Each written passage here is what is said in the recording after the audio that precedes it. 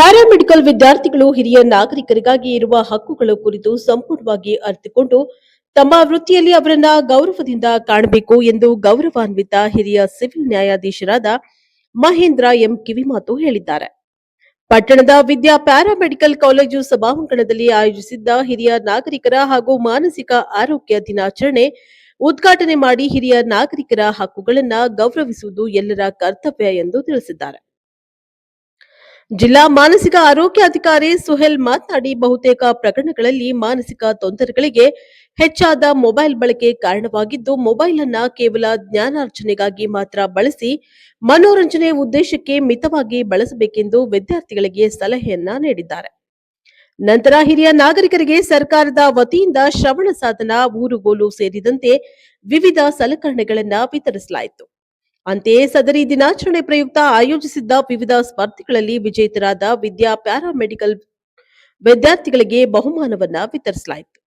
ಈ ಕುರಿತು ಜಾಗೃತಿ ಮೂಡಿಸಲು ವಿದ್ಯಾರ್ಥಿಗಳು ಜಾಥಾವನ್ನ ಕೈಗೊಂಡರು. ಕಾರ್ಯಕ್ರಮದಲ್ಲಿ ಸಹಾಯಕ ಸರ್ಕಾರಿ ಅಭಿಯೋಜಕರಾದ ಶಂಕರಸ್ವಾಮಿ, ವಕೀಲರ ಸಂಘದ ಅಧ್ಯಕ್ಷ ಡಿಎಂ ಸುಂದರ್, ತಾಲೂಕಾ ಆರೋಗ್ಯಾಧಿಕಾರಿ ಡಾಕ್ಟರ್ ವೀರಭದ್ರಪ್ಪ, ವಿವಿಧೋದ್ದೇಶ ಪುನರ್ವಸತಿ ಕಾರ್ಯಕರ್ತ ಆರ್ಎಸ್ ಮಹದೇವಪ್ಪ, ನಗರ ಪುನರ್ವಸತಿ ಕಾರ್ಯಕರ್ತ ಕೆಪಿ ಶಿವರಾಮ್ ಶೆಟ್ಟಿ ಹಾಗೂ ವಿದ್ಯಾ ಪ್ಯಾರಾಮೆಡಿಕಲ್ ಕಾಲೇಜಿನ ಪದ್ಮಿನಿ, ಆಫಿಯಾ ಸೇರಿದಂತೆ ಸಿಬ್ಬಂದಿ ಮತ್ತು ವಿದ್ಯಾರ್ಥಿಗಳು ಹಾಜರಿದ್ದರು. Bureau report Girish, NKS TV 4 Mandya. ಹಿರಿಯ ನಾಗರಿಕರ ದಿನಾಚರಣೆ ಮತ್ತು ಮಾನಸಿಕ ಆರೋಗ್ಯ ದಿನಾಚರಣೆಯನ್ನು ಹಮ್ಮಿಕೊಂಡಿದ್ದೇವೆ. ಈ ಒಂದು ಕಾರ್ಯಕ್ರಮದಲ್ಲಿ ಅಧ್ಯಕ್ಷತೆ ವಹಿಸಿರುವಂತಹ ಪ್ರಾಂಶುಪಾಲರಾದಂತಹ ಶ್ರೀಯುತ ಚಂದ್ರಮೋಹನ್ ರವರೇ ಹಾಗೂ ಈ ಕಾರ್ಯಕ್ರಮದಲ್ಲಿ ಮುಖ್ಯ ಅತಿಥಿಗಳಾಗಿ ಹಾಜರಾಗಿರುವಂತಹ ಸಹಾಯಕ ಸರ್ಕಾರಿ ಅಭಿಯೋಜಕರಾದಂತಹ ಶ್ರೀಯುತ ಶಂಕರಸ್ವಾಮಿ ರವರೇ, ನಮ್ಮ ವಕೀಲ ಸಂಘದ ಅಧ್ಯಕ್ಷರಾದಂತಹ ಡಿಎಂ ಸುಂದರ್ ಅವರೇ ಹಾಗೂ ತಾಲೂಕು ಆರೋಗ್ಯಾಧಿಕಾರಿಗಳಾದಂತಹ ಶ್ರೀಯುತ ಡಾಕ್ಟರ್ ವೀರಭದ್ರಪ್ಪರವರೇ, ವಿವಿಧೋದ್ದೇಶ ಪುನರ್ವಸತಿ ಕಾರ್ಯಕರ್ತರಾದಂತಹ ಶ್ರೀಯುತ ಆರ್ಎಸ್ ಮಹದೇವಪ್ಪರವರೇ, ನಗರ ಪುನರ್ವಸತಿ ಕಾರ್ಯಕರ್ತರಾದಂತಹ ಶ್ರೀಯುತ ಕೆಪಿ ಶಿವರಾಮ್ ಶೆಟ್ಟಿರವರೇ, ನಮ್ಮ ವಕೀಲರಾದಂತಹ ರಾಜೇಂದ್ರ ಕುಮಾರ್ ರವರೇ ಹಾಗೂ ಮಾನಸಿಕ ಆರೋಗ್ಯ ಅಧಿಕಾರಿಗಳಾದಂತಹ ಡಾಕ್ಟರ್ ಸುಹೇಲ್ ರವರೇ ಹಾಗೂ ಕಾಲೇಜಿನ ವಿದ್ಯಾರ್ಥಿನಿಯರೇ ಹಾಗೂ ಪ್ರಾಂಶುಪಾಲರೇ, ಇತರೆ ಸಿಬ್ಬಂದಿ ವರ್ಗದವರೇ ಹಾಗೂ ಹಿರಿಯ ನಾಗರಿಕ ಬಂಧುಗಳೇ ಹಾಗೂ ಇತರರೇ, ಈ ದಿನ ಒಟ್ಟು 2 ಕಾರ್ಯಕ್ರಮಗಳನ್ನ ಇಟ್ಟುಕೊಂಡಿದ್ದೀವಿ. ಹಿರಿಯ ನಾಗರಿಕ ದಿನಾಚರಣೆ ಮತ್ತು ಮಾನಸಿಕ ಆರೋಗ್ಯ ದಿನಾಚರಣೆ. ಈ 2 ಕಾರ್ಯಕ್ರಮಗಳನ್ನ ಯಾಕೆ ಒಟ್ಟಿಗೆ ಸೇರಿಸಿದ್ದೀವಿ ಅನ್ನೋದಾದ್ರೆ, ಈ 2 ಒಂದು ದಿನಾಚರಣೆ ಏನಿದೆ ಅದು ಅಕ್ಟೋಬರ್ ಬರುತ್ತೆ. ಹಿರಿಯ ನಾಗರಿಕರ ದಿನಾಚರಣೆ ಅನ್ನೋದು ಅಕ್ಟೋಬರ್ 1ನೇ ತಾರೀಕು ಆಚರಣೆ ಮಾಡ್ತೀವಿ. ಅದೇ ರೀತಿ ಮಾನಸಿಕ ಒಂದು ಆರೋಗ್ಯ ದಿನಾಚರಣೆ ಏನಿದೆ ಅದರಿಂದ ಅಕ್ಟೋಬರ್ 10ನೇ ತಾರೀಕು ಆಚರಣೆ ಮಾಡ್ತೀವಿ. ಹಿರಿಯ ನಾಗರಿಕರಿಗೂ ಈ ಮಾನಸಿಕ ಒಂದು ಆರೋಗ್ಯ ದಿನಾಚರಣೆ ಏನಿದೆ ಎರಡಕ್ಕೂ ಸಂಬಂಧ ಏನಿದೆ ಅಂತಂದ್ರೆ, ಹಿರಿಯ ನಾಗರಿಕರು ತಮ್ಮ ಆರೋಗ್ಯವನ್ನು ವೃದ್ಧಿ ಮಾಡ್ಕೋಬೇಕು, ಅವರಿಗೆ ಆರೋಗ್ಯದ ಬಗ್ಗೆ ಒಂದು ತಿಳುವಳಿಕೆಯನ್ನು ಹೇಳಬೇಕು ಅಂತ ಹೇಳಿ ಈ ಒಂದು 2 ಕಾರ್ಯಕ್ರಮವನ್ನು ನಾವು ಒಟ್ಟಾಗಿ ಕ್ಲಬ್ ಮಾಡಿ ಒಂದು ವೇದಿಕೆಯಲ್ಲಿ ಮಾಡ್ತಾ ಇದ್ದೇವೆ. ಒಂದು ಹಿರಿಯ ನಾಗರಿಕರ ಬಗ್ಗೆ ಹೇಳೋದಾದ್ರೆ, ಹಿರಿಯ ನಾಗರಿಕರು ಮೊದಲು ಈ ಹಿಂದೆ ತಾವೆಲ್ಲ ನೋಡಿದಂಗೆ ಜಾಯಿಂಟ್ ಫ್ಯಾಮಿಲಿ ನೋಡ್ತಾ ಇದ್ವಿ. ಹಿಂದೆ ಜಾಯಿಂಟ್ ಫ್ಯಾಮಿಲಿ ನೋಡ್ತಾ ಇದ್ವಿ, ಒಟ್ಟು ಕುಟುಂಬದಲ್ಲಿ ಮಾತಾಡಬಾರ್ದು. ಈ ಹಿಂದೆ ಒಟ್ಟು ಕುಟುಂಬವನ್ನು ನೋಡ್ತಾ ಇದ್ವಿ. ಈಗ ಒಟ್ಟು ಕುಟುಂಬ ಇಲ್ಲ. ಮೊದಲೆಲ್ಲ ತಂದೆ ತಾಯಿ ಮತ್ತೆ ಅಜ್ಜ ಅಜ್ಜಿ, ಮಕ್ಕಳು ಮೊಮ್ಮಕ್ಕಳು ಎಲ್ಲರೂ ಒಂದೇ ಕುಟುಂಬದಲ್ಲಿ ನೋಡ್ತಾ ಇದ್ವಿ. ಇವಾಗ ಜಂಟಿ ಕುಟುಂಬ ಅಂದ್ರೆ ಯಾವ್ದಿದೆ ಅಂದ್ರೆ, ಗಂಡ ಹೆಂಡತಿ ಜಗಳಾಡ್ದೇನೆ ಒಟ್ಟಿಗೆ ಇದ್ರೆ ಜಂಟಿ ಕುಟುಂಬ ಆಗ್ತಿದೆ ಇವಾಗ. ಆ ರೀತಿ ಪರಿಸ್ಥಿತಿ ಇವಾಗ ಬಂದಿದೆ. ನಾವೆಲ್ಲ ನೋಡ್ತಿರ್ತೀವಿ, ನ್ಯಾಯಾಲಯದಲ್ಲಿ ಡೈವರ್ಸ್ ಕೇಸ್ಗಳು ತುಂಬಾ ನೋಡ್ತಿರ್ತೀವಿ. ಅದೇ ರೀತಿ ಆಸ್ತಿ ಬೇಕು ಅಂತ ಹೇಳಿ ಬರ ಅಂತ ನೋಡ್ತಾ ಇರ್ತೀವಿ. ಅಂದ್ರೆ ಈಗ ಜಂಟಿ ಒಂದು ಫ್ಯಾಮಿಲಿ ಇದೆ, ಅದು ಇವಾಗಿಲ್ಲ. ಅದರಿಂದ ಹಿರಿಯ ನಾಗರಿಕರನ್ನ ಕಡೆಗಣಿಸ ಅಂತ ಇತ್ತೀಚೆಗೆ ನೋಡ್ತಾ ಇರ್ತೀವಿ. ಇದರಿಂದಾಗಿ ವೃದ್ಧಾಶ್ರಮಗಳು ಹೆಚ್ಚಾಗ್ತಾ ಇದೆ. ಮತ್ತೆ ಅದೇ ರೀತಿ ಒಂದು ನ್ಯಾಯಾಲಯದಲ್ಲಿ ಒಂದು ಪ್ರಕರಣಗಳು ಹೆಚ್ಚಾಗ್ತಾ ಇದೆ. ಈ ಒಂದು ಹಿರಿಯ ನಾಗರಿಕರಿಗೆ ಸಂಬಂಧಪಟ್ಟಂತೆ ಏನನ್ನು ನ್ಯಾಯಾಲಯದ ಮೂಲಕ ಏನನ್ನು ಯೋಜನೆಗಳಿದೆ ಅಂತ ಹೇಳಿದ್ರೆ, ಹಿರಿಯ ನಾಗರಿಕರಿಗೆ ಸಂಬಂಧಪಟ್ಟಂತೆ ಹಿರಿಯ ನಾಗರಿಕರ ಸಂರಕ್ಷಣಾ ಕಾಯ್ದೆ ಅಂತ ಹೇಳಿ 2007ರಲ್ಲಿ ಜಾರಿಗೆ ಬಂತು. ಈ ಕಾಯ್ದೆ ಅಡಿಯಲ್ಲಿ ಹಿರಿಯ ನಾಗರಿಕರಿಗೆ ಒಂದು ಹಲವಾರು ಸೌಲಭ್ಯಗಳನ್ನ ಕೊಡಲಾಗಿದೆ. ಅದೇ ರೀತಿ ಹಿರಿಯ ನಾಗರಿಕರಿಗೆ ಅನ್ಯಾಯ ಆದರೆ ಅಥವಾ ಆಸ್ತಿಯಲ್ಲಿ ಯಾರಾದರೂ ಮೋಸ ಮಾಡಿ ಮಕ್ಕಳು ಆಸ್ತಿಯನ್ನ ಬರೆಸ್ಕೊಂಡ್ರೆ ಅಂತ ಒಂದು ಹಿರಿಯ ನಾಗರಿಕರು ಒಂದು AC ಅಂತ ಕೇಳಿದ್ರಲ್ಲ, ಉಪವಿಭಾಗಾಧಿಕಾರಿಗಳು, ಕಂದಾಯ ಇಲಾಖೆಯಲ್ಲಿ ಉಪವಿಭಾಗಾಧಿಕಾರಿಗಳು ಅಂತ ಇರ್ತಾರೆ. ಅವ್ರ ಮುಂದೆ ಹೋಗಿ ಅರ್ಜಿ ಕೊಟ್ರೆ, ನೀವು ಯಾರು ಮೋಸ ಮಾಡಿ ನಿಮ್ಮ ಹತ್ರ ಒಂದು ಆಸ್ತಿಯನ್ನು ಬರೆಸ್ಕೊಂಡಿರ್ತಾರೆ ಆ ಒಂದು ದಾಖಲೆಯನ್ನು ರದ್ದು ಮಾಡುವಂತ ಅಧಿಕಾರ ಮಾನ್ಯ AC ರವರಿಗೆ ಇರ್ತದೆ.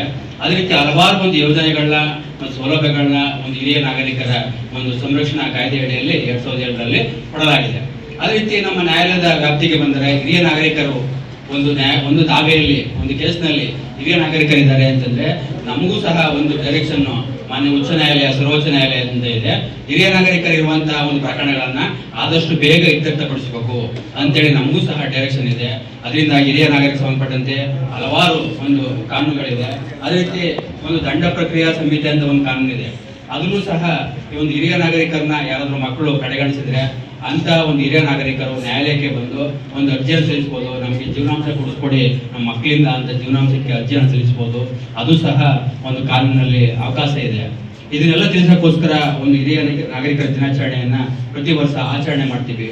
ಹಿರಿಯ ನಾಗರಿಕರಿಗೆ ಹೇಳೋದಾದ್ರೆ ಇಷ್ಟೇ, ತಾವು ಒಂದು ಹಿರಿಯ ನಾಗರಿಕ 60 ವರ್ಷ ಆದ ತಕ್ಷಣ ತಾವೆಲ್ಲ ನೋಡಿರ್ತೀರಿ ಊರುಗಳಲ್ಲಿ ಅಥವಾ ಎಲ್ಲ ಮನೆಗಳಲ್ಲಿ ಹೇಳ್ತಿರ್ತಾರೆ, ನಿಮ್ಗೆ ವಯಸ್ಸಾಗಿದೆ, ಒಂದ್ ಕಡೆ ಕೂತ್ಕೊಳ್ಳಿ, ನಿಮ್ಗೆ ಏನು ಗೊತ್ತಾಗಲ್ಲ ಅಂತ ಹೇಳ್ತಾರೆ. ನಿಮ್ಗೆ ವಯಸ್ಸಾಗಿದೆ ಅರಳೋ ಮರಳು ಅಂತ ಹೇಳ್ತಾರೆ. ಅರಳೋ ಮರಳು ಅಲ್ಲ, 60 ವರ್ಷ ಆದ್ಮೇಲೆ ಮರಳಿ ಅರಳ ಅಂತದ್ನ 60 ವರ್ಷ ಆದ್ಮೇಲೆ ಮರಳಿ ಅರಳ ಅಂತದ್ದು ಅಂತ ಹೇಳ್ತಾರೆ. ಅದರಿಂದಾಗಿ ಹಿರಿಯ ನಾಗರಿಕರು ಎಲ್ಲಿರ್ತಾರೆ ಹೆಚ್ಚಾಗಿ ಅಂತ ಒಂದು ದೇಶ ಒಂದು ಸಮೃದ್ಧಿಯನ್ನ ಹೊಂದಿದೆ. ಹಿರಿಯ ನಾಗರಿಕರಿಗೆ ಬೆಲೆ ಕೊಡಬೇಕು, ಮತ್ತೆ ಅವರ ಒಂದು ಏನು ಮಾತಿದೆ, ಮಾರ್ಗದರ್ಶನ ಇದೆ, ಅದನ್ನ ಕೇಳಬೇಕು. ಅದನ್ನ ತಿಳಿಸಕ್ಕೋಸ್ಕರ ಈ ಒಂದು ಹಿರಿಯ ನಾಗರಿಕರ ದಿನಾಚರಣೆಯನ್ನ ಆಚರಣೆ ಮಾಡ್ತಿದ್ದೇವೆ. ಅದೇ ಹಿರಿಯ ನಾಗರಿಕರ ಬಗ್ಗೆ ನಮ್ಮ ವಕೀಲರು ತಿಳಿಸ್ಕೊಡ್ತಾರೆ ಹೆಚ್ಚಾಗಿ.